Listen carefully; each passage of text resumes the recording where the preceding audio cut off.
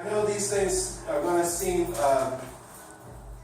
common sense, but what I've learned is that common sense is just not all that common anymore. So here's some tips when you're on the phone. Hold the phone correctly.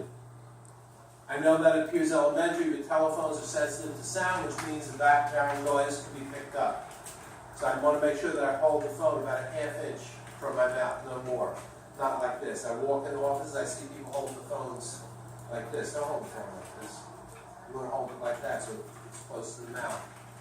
Get comfortable before you dial. You don't want to be fidgeting or sending nervous messages to your prospect. So much of what you do is picked up electronically, you can't believe it. I'm going to make a fool out of myself right now for everybody here because I just feel so close to everybody. But I used to tell people all the time, as soon as you get on the phone, you should smile. And I would instruct them to keep a mirror by the side of their desk to make sure that they are smiling. Because you know what? Your voice actually sounds different when you're smiling than when you're not. And here's what I'm going to make a fool out of myself, because this is my voice when it sounds smiling, this is the way it sounds when you're not smiling. So you notice there's definitely a difference in my voice when I do this than when I do this, right? Now, people don't even know what it is. They can't see you. But they're more attracted to you because there is that smile in your voice. So even if you feel like a schmuck sitting there smiling over nothing, smile when you pick up the phone. And if you need the help, keep a little mirror by the side of your desk to make sure you are smiling when you speak. Pace your speech. Come to natural stops. If you're nervous, you're not going to do that. You're just going to blast through everything without coming to natural stops. If there aren't natural stops, create some. You're going to sound out of breath, or your voice is going to trail off. Don't talk too loud or too harsh.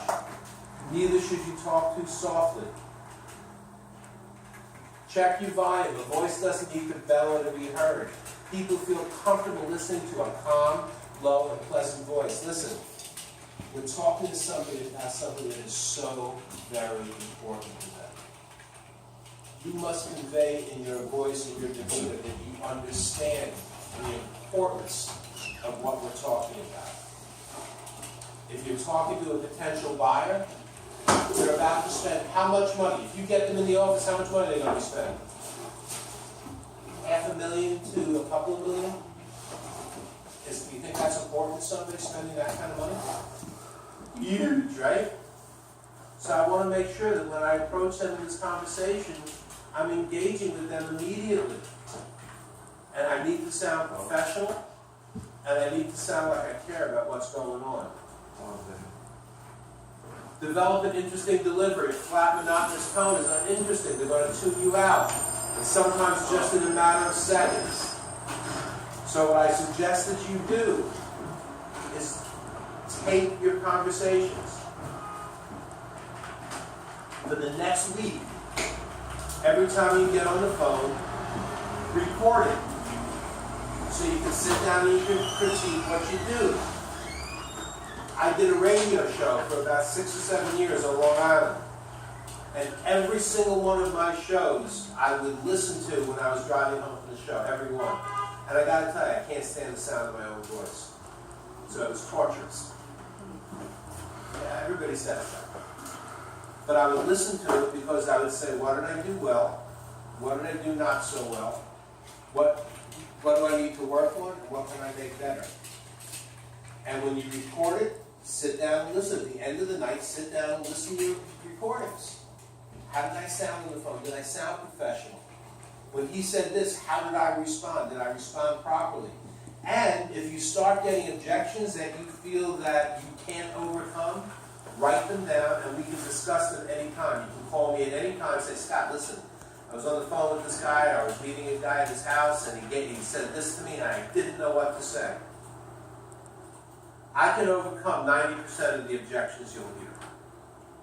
And the reason why I can overcome 90% of the objections is I've heard almost all of them.